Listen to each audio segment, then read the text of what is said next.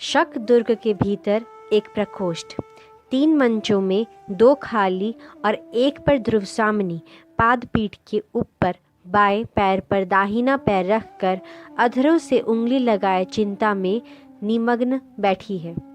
बाहर कुछ कोलाहल होता है।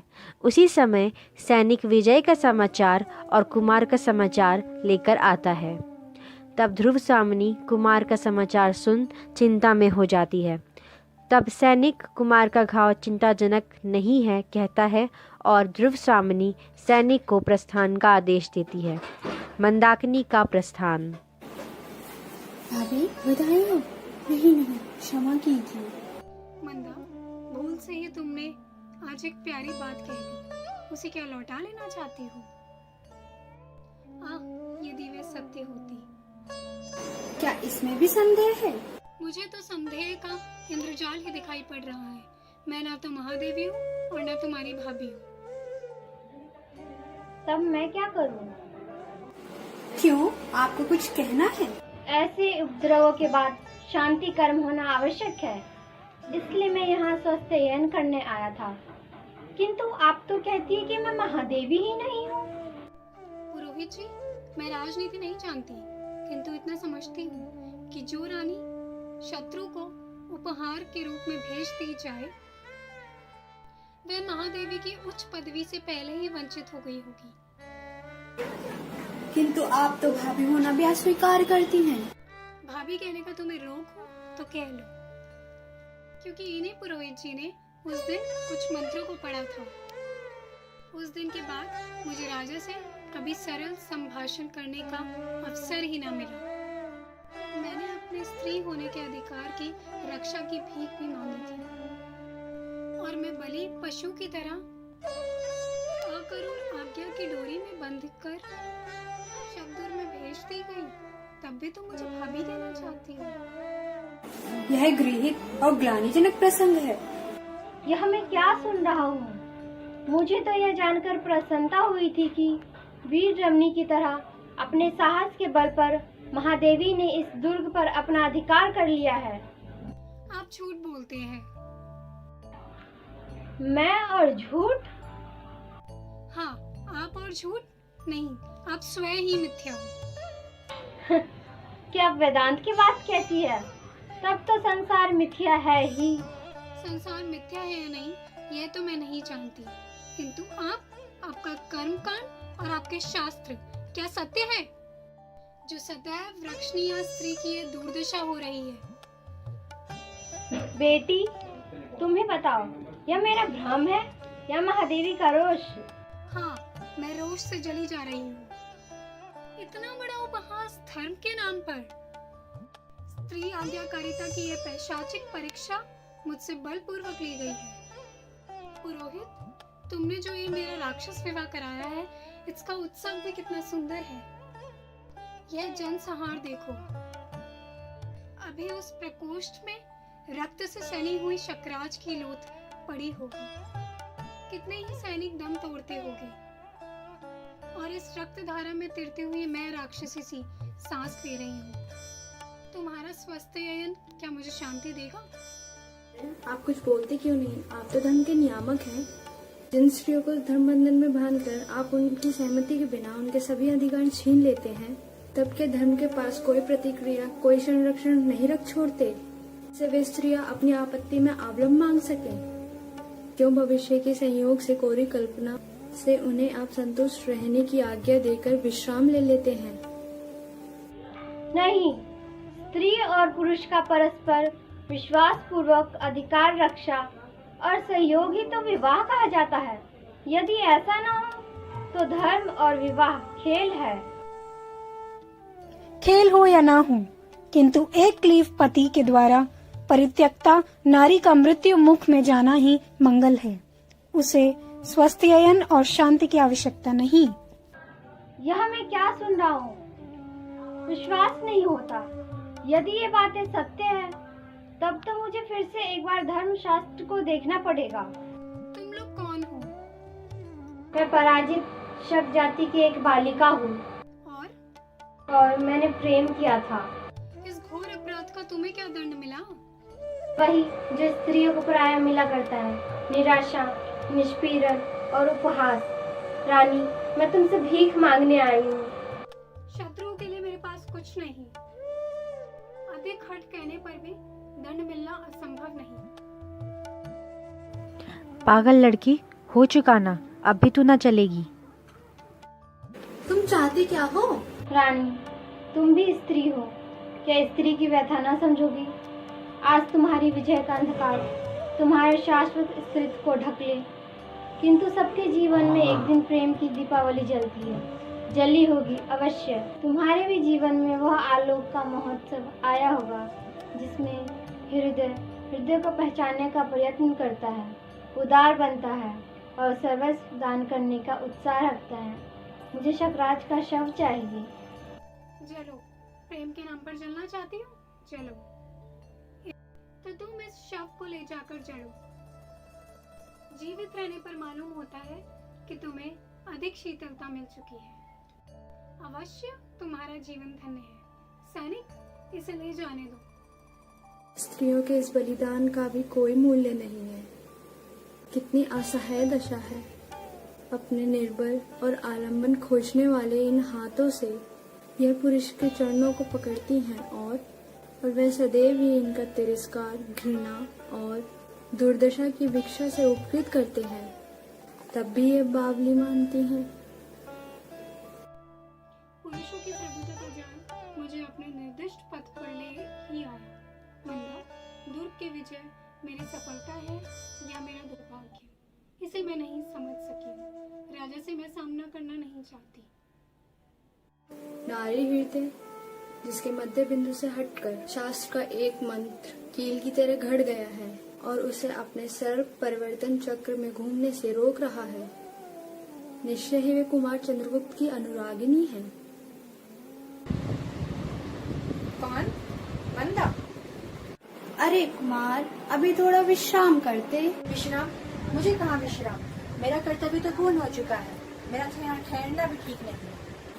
किंतु भाभी की जो बुरी दशा है। क्यों? उन्हें क्या हुआ? बोलो, मुझे अवकाश नहीं। राजाधिराज का सामना होते ही क्या हो जाएगा मैं कुछ नहीं कह सकता, क्योंकि अब यह राजनीतिक छल प्रपंच मैं नहीं सह सकता। किंतु उन्हें इस असहाय अवस्था में आपका छोड़कर जाना उचित होगा। और क्या, मैं क्यों नहीं कहती हूँ? तो क्या उसे भी कहना होगा? महादेवी बनने से पहले ध्रुवस्वामी का जो मनोभाव था वह क्या आपसे छिपा है? किंतु मंदाकिनी, उसकी चर्चा करने से क्या लाभ? हृदय में नैतिक साहस, वास्तविक प्रेरणा करके तो देखिए। कुमार, क्या अब आपको करना क्या चाहिए? अरे ये शोर कैसा? महादेवी कहाँ है? विधान की शाही का एक बिंदु गिरकर भाग्य लिपि पर कलिमा चढ़ा देता है।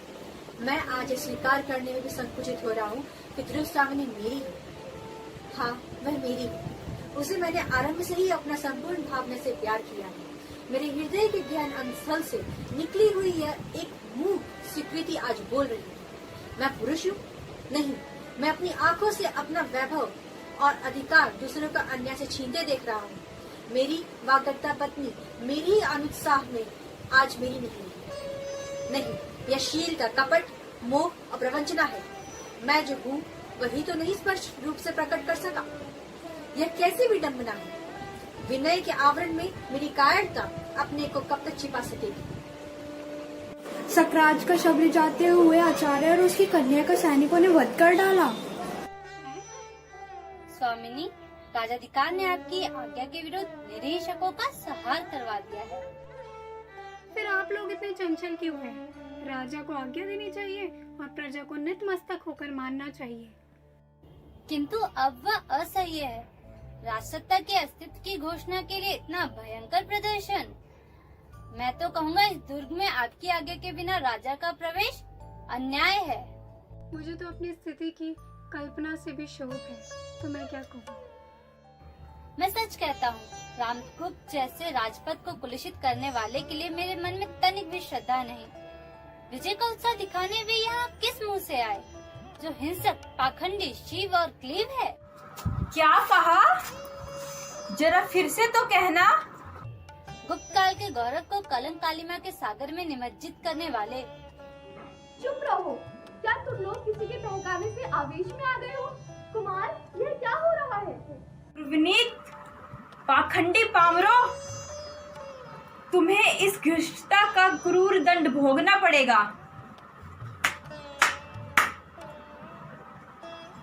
इन विद्रोहियों को बंदी करो। कुमार, मैं कहती हूँ कि तुम प्रतिवाद करो। तुम किस अपराध के लिए दंड सह रहे हो? कुचक्र करने वाले क्या बोलेंगे? और जो लोग बोल रहे हैं वो अपनी पवित्रता की धुन भी बजाते हैं। वे सब के सब साधु होते हैं ना कुमार? तुम्हारी जीवा पर कोई बंधन नहीं है। कहते क्यों नहीं कि मेरा यही अपराध है कि मैंने कोई अपराध नहीं किया? महादेवी, झटक दो इन लौ श्रृंखलाओं को। यह मिथ्या ढोंग कोई नहीं सहेगा। महादेवी चुप रहो। कौन महादेवी? क्या भी मैं महादेवी ही हूँ जो शक्राज की शैया पर क्रीतदासी की तरह भेज दी गई हो? वह भी महादेवी? आश्चर्य। देवी, इस राजनीति छात्रों में जो सफलता। चुप रहो प्रवंचना के पुतले, स्वार्थ से घृणित। चुप रहो। तो तुम महादेवी नहीं हो ना? नहीं, मनुष्य की दी हुई है उपाधि मैं लौटा देती हूँ। और मेरी सहधर्मिणी? धर्म ही इसका निर्णय करेगा। क्या इसमें भी संदेह? उसे अपने हृदय से पूछिए कि क्या मैं वास्तव में एक सहधर्मिणी हूँ? नहीं, मैं नहीं जाऊंगा। प्राणी मात्र के अंतराल में जागृत रहने वाले महान विचारक के धर्म की आज्ञा मैं न टाल सकूंगा। अभी जो प्रश्न अपनी गंभीरता में भीषण होकर आप लोगों को विचलित कर रहा है, मैं ही उसका उत्तर देने का अधिकारी हूँ। विवाह और धर्म शास्त्र का घनिष्ठ संबंध है। आप सत्यवादी ब्राह्मण हैं, कृपया करके बताइए। मैं कहता हूँ कि यह विवाद अधिक बढ़ाने से कोई लाभ नहीं। मेरी इच्छा इस विवाद का अंत करने की है। आज निर्णय हो ही जाना चाहिए कि मैं कौन हूँ। ध्रुव स्वामिनी, निर्लज्जता की भी एक सीमा होती है। मेरी निर्लज्जता का दायित्व क्लीव के पुरुष पर है। चुप रहो। तुम्हारा पर पुरुष में अनुरक्त हृदय अत्यंत कलुषित हो गया है। तुम काल सर्पिणी सी स्त्री। ओह, तुम्हें धर्म का तनिक भी भय नहीं। शिखर, इसे भी बंदी करो। ठहरिए महाराज, ठहरिए। धर्म की ही बात मैं सोच रहा था। मैं कहता हूँ कि तुम चुप नहीं रहोगे तो तुम्हारी भी यही दशा होगी। महाराज, पुरुषार्थ का इतना बड़ा प्रश्न, एक अबला पर ऐसा अत्याचार, यह गुप्त सम्राट के लिए शोभा नहीं देता। क्या देखते हो जी? सैनिक आगे बढ़ता है और चंद्रगुप्त आवेश में आकर लौ श्रृंखला तोड़ डालता है। सब आश्चर्य और भय से देखते हैं। आर्य समुद्रगुप्त का पुत्र हूँ और शिखर स्वामी, तुम ये अच्छी तरह जानते हो कि मैं उनके द्वारा निर्वाचित युवराज भी हूँ। तुम्हारी नीचता अब असह्य है। तुम अपने राजा को लेकर इस दुर्ग से सकुशल बाहर चले जाओ।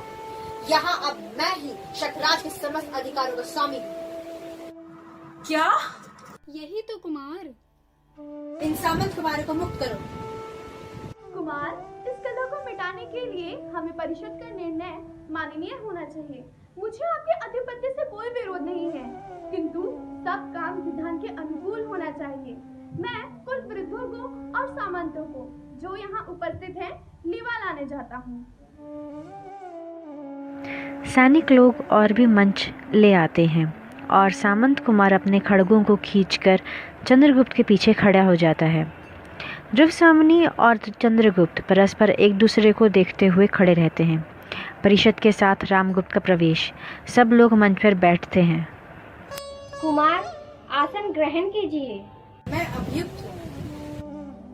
बीती हुई बातों को भूल जाने में ही भलाई है।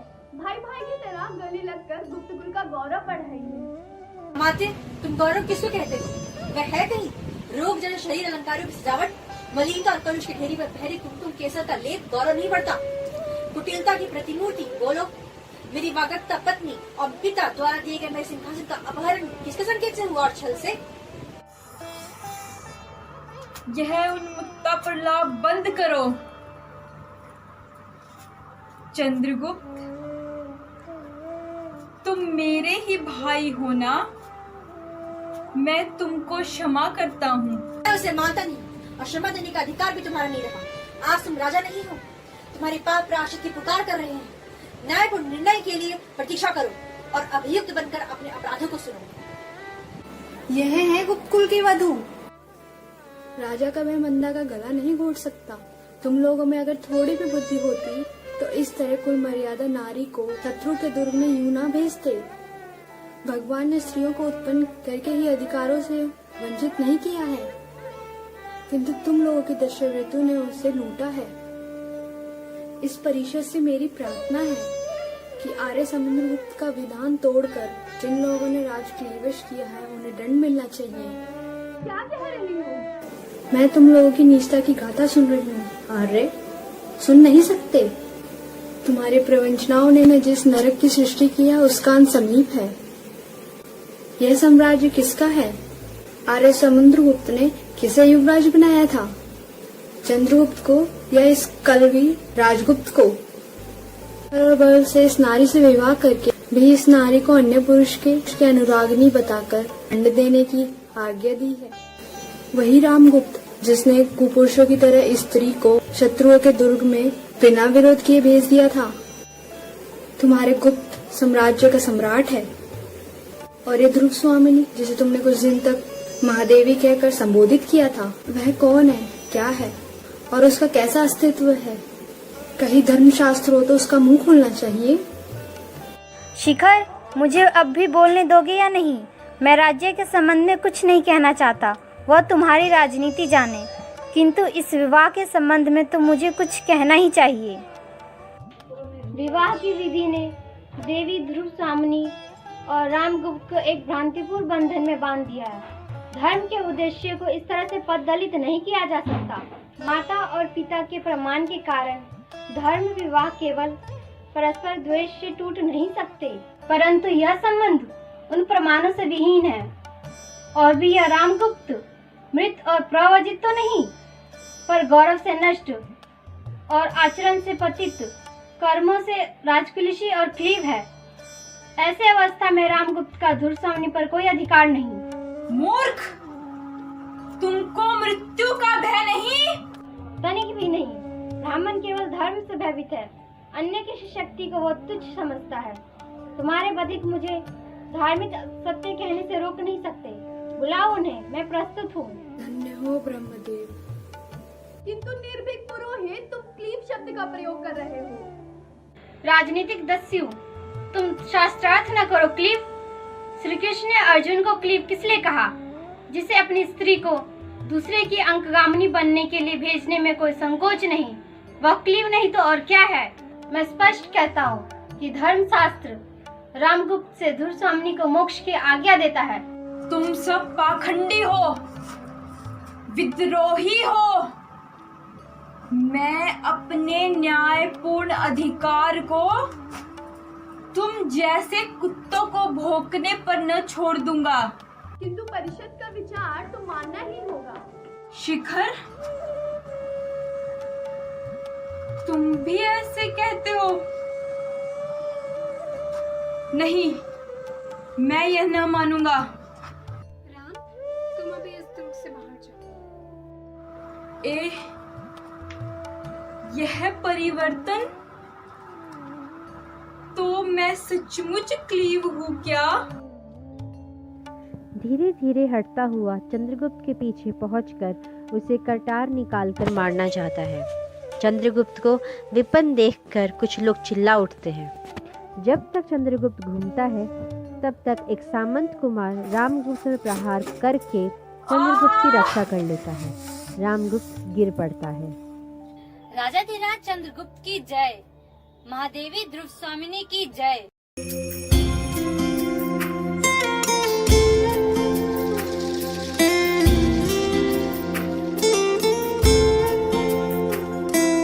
दीवारें ऊंची है, गलियां है लंबी डगर है पर हिम्मत है संग, पाँव पे छाले हैं सांसें बुलंद, लड़ने चली हूँ आजादी की जंग।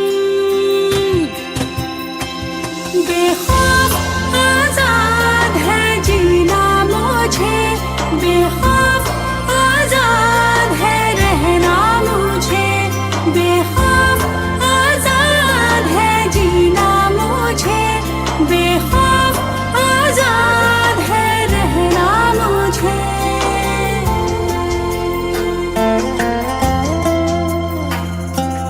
रीति की जंजीरें खा गई जंग, न्याय के मंदिर भी हो गए भंग, जमाना चले ना चले मेरे संग, बोलूंगी हल्ला आवाज दबंग।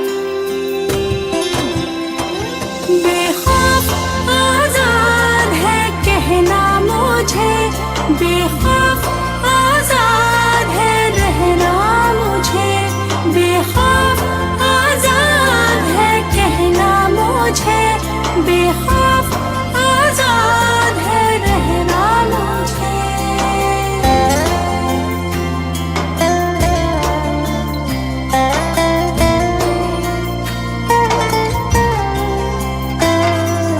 छोटे जिस्म पर मरहम उमंग, लाश नहीं हूँ मन जिंदा पतंग, दिल में उम्मीदें और खुशियों के रंग, हर आंसू बनेगा एक नई तरंग। हाँ बेखौफ आजाद है बहना मुझे, बेखौफ आजाद है रहना मुझे, बेखौफ आजाद है बहना मुझे, बेखौफ आजाद है रहना मुझे। दीवारें ऊंची है गलियां है तंग, लंबी डगर है पर हिम्मत है संग, पाँव पे छाले हैं सांसें बुलंद, लड़ने चली हूँ आजादी की जंग। बेखौफ आजाद है जीना मुझे, बेखौफ आजाद है रहना मुझे, बेखौफ आजाद है जीना मुझे, बेखौफ आजाद है रहना मुझे, आजाद है रहना मुझे।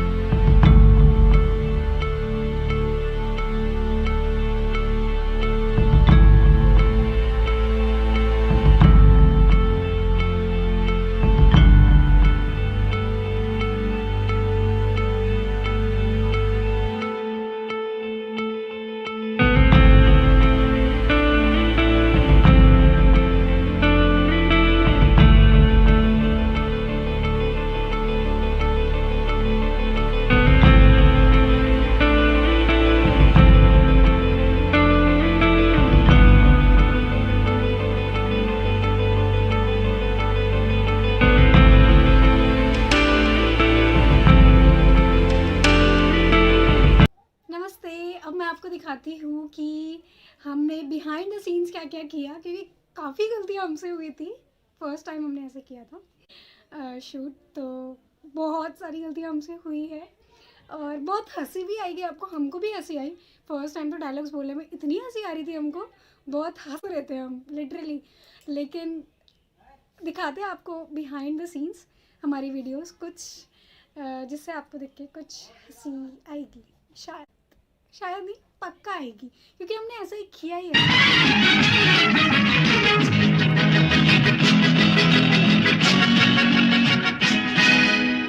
ए भाई जरा देख के चलो, आगे ही नहीं पीछे भी, दाएं ही नहीं बाएं भी, ऊपर ही नहीं नीचे भी। अभी तो आगे थी। ये भाई जरा देख के चलो, आगे ही नहीं पीछे भी, दाएं ही नहीं बाएं भी, ऊपर ही नहीं नीचे भी। ये भाई तू जहाँ आया है वो तेरा घर नहीं, गली नहीं, गाँव नहीं, कुछ नहीं, बस नहीं, रास्ता नहीं, दुनिया है। और प्यारे दुनिया ये सर्कस है, और सर्कस में बड़े को भी, छोटे को भी, खरे को भी, खोटे को भी, दुबले को भी, मोटे को भी, नीचे से ऊपर को, ऊपर से नीचे को आना जाना पड़ता है। और रिंग मास्टर के घोड़े पर थोड़ा जो भूख है, थोड़ा जो पैसा है, थोड़ा जो किस्मत है, तरह तरह नाच के दिखाना यहाँ पड़ता है, बार बार रोना और गाना यहाँ पड़ता है। हीरो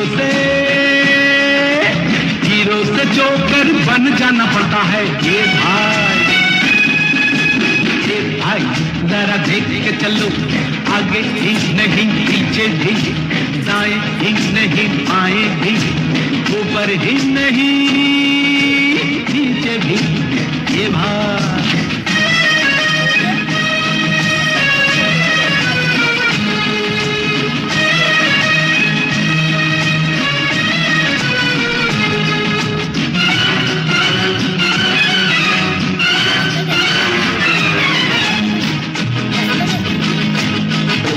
गिरने से डरता है क्यों, मरने से डरता है क्यों, ठोकर तू जब तक न खाएगा, पास किसी गम को न जब तक बुलाएगा, जिंदगी है चीज क्या नहीं जान पाएगा, रोता हुआ आया है रोता चला जाएगा।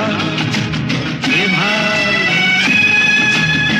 भाई जरा देख के चलो, आगे ही नहीं पीछे भी, दाएं ही नहीं बाएं भी, ऊपर ही नहीं नीचे भी।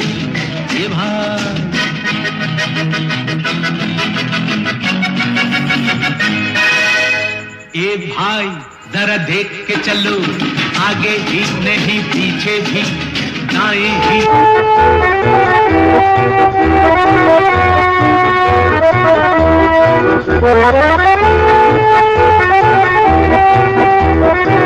बेखौफ आजाद है जीना मुझे, बेखौफ आजाद है रहना मुझे, बेखौफ आजाद है जीना मुझे, बेखौफ आजाद है रहना मुझे।